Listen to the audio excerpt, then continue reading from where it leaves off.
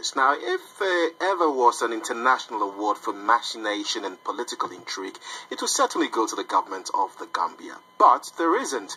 President Yahya Jammeh hired a director of communications in 2011 and then promptly sacked her 3 months into the job. Then hired her again this year, and then 3 months into the job, well, yes, he guessed it, he sacks her again in August. Now, after being fired, Fatou Camara went on to present a show on the country's only television network.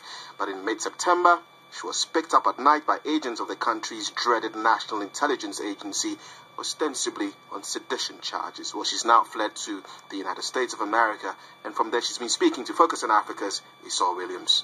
People are living in fear. People are not comfortable. People cannot even talk on the phone because they're scared somebody could be listening to their conversation. Even in your own house, you cannot talk. Before people talk, they have to go outside and look outside the door and make sure that nobody is listening to them.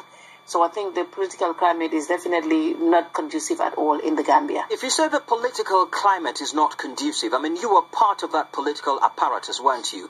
What did you do while you were in office to bring about change? Well, I was the first press secretary to bring the president to get him to meet with the journalist. And if the president is listening to me, he knows that I've always been talking to him about accommodating the press. I guess that is what it is. I was part of that system. That's correct.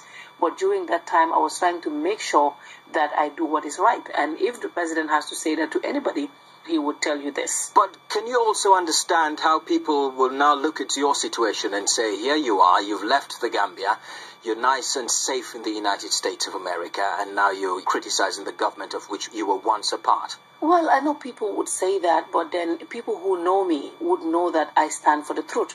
And the president knows, sometimes he would even tell me, you are very stubborn.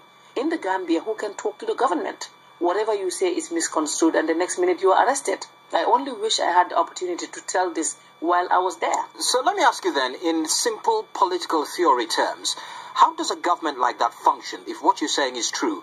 Well, again, it's the people of the Gambia. People don't like to talk about these issues. And if you look at all the people talking about these issues, they're outside of the Gambia. So once you are there, I think that is one area that the government worked on very well, to make sure that people don't say anything in the Gambia, even though people know that some of these things that are happening are not right. And I wish the president knows that all these things are coming to haunt him. I asked you earlier if you had a grudge. You said that yes. Is that going to translate into you being part of the opposition now? I don't think I will be part of the opposition, but I think I'll be somebody who will be creating awareness to the people of the Gambia. So in other words, people will say you're still going to be creating problems for the government. I think maybe even the government would say that. But again, it is their fault. I mean, you cannot be doing things to people and you expect them to leave the Gambia and still say good things about you. Fatou Camara, the former aide of President Yahya Jammeh of the Gambia, speaking from her base in the United States to Focus on Africa's Esau Williams there. Now let's move on to East